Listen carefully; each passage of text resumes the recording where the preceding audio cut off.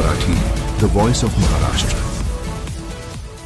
राज्याचे मदत व पुनर्वसन मंत्री श्री मकरंद पाटील तसेच जिल्ह्याचे पालकमंत्री श्री शंभूराजे देसाई यांच्या सूचनेनुसार महाबळेश्वर नगरपालिकेतील मागील काही दिवसांपासून सुरू असलेले बोटमन कामगारांचे उपोषण तात्पुरते स्थगित करण्यात आले असून श्री शंभूराजे देसाई यांच्या निर्देशानुसार कामगारांना कामावरती परत जाण्याच्या सूचना देण्यात आल्या आहे. मात्र कामगारांनी उपोषण स्थगित जरी केले असले तरी देखील येणाऱ्या काळात दिलेली आश्वासने पूर्ण न झाल्यास हा लढा आणखी तीव्र केला जाईल असा इशारा देखील कामगारांकडून देण्यात आला आहे.